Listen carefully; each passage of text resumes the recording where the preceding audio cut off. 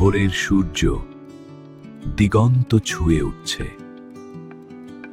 সোনালি আলো শহরটাকে ধীরে ধীরে আলোকিত করছে।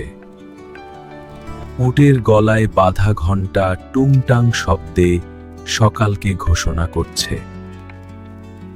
রাজপ্রাসাদ সোনালি আলোয় ঝলমল করছে, কিন্তু সেই আলো গরিব পাড়ায় পৌঁছে ম্লান হয়ে যায়। রাস্তায় হালকা ধুলো বাতাসে উঠছে।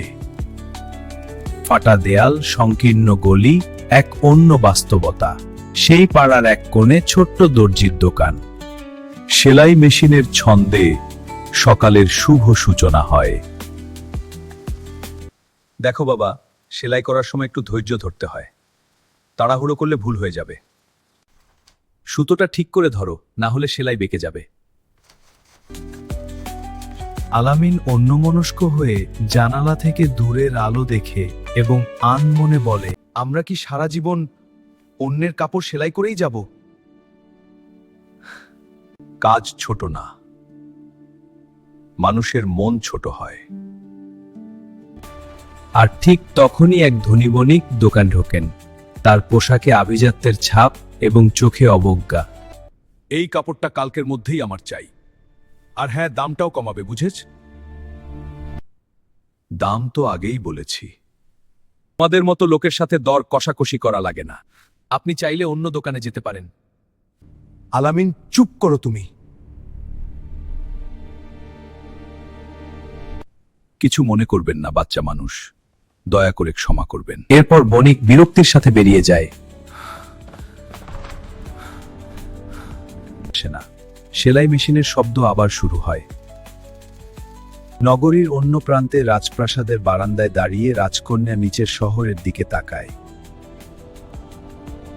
তার চোখে কৌতূহল, হয়তো খানিক শূন্যতা। সে নিজেকেই প্রশ্ন করে, আমাদের দেখে কি তারা সুখী মনে করে?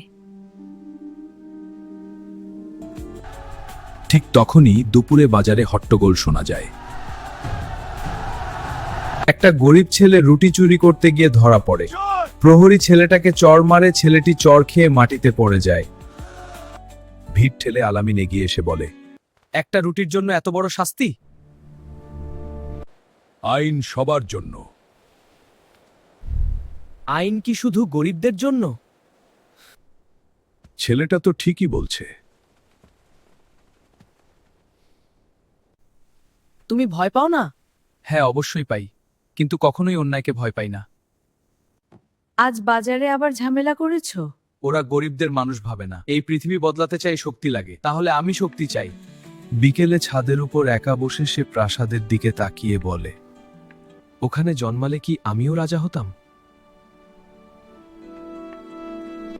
তার অজান্তে পেছনে ছায়া পড়ে। আগুন চাইলে কয়লা লাগে, ছেলেটার ভিতরে আগুন আছে। তার আঙুলে ক্ষণিকের জন্য নীল আলো ঝলকে ওঠে। আমি গরিব হতে পারি, কিন্তু আমি ভীতু না। মোটেও তুমি ভীতু না, একদমই না। এবং গল্পের আসল রহস্য তখনই জ্বলে উঠতে শুরু করে।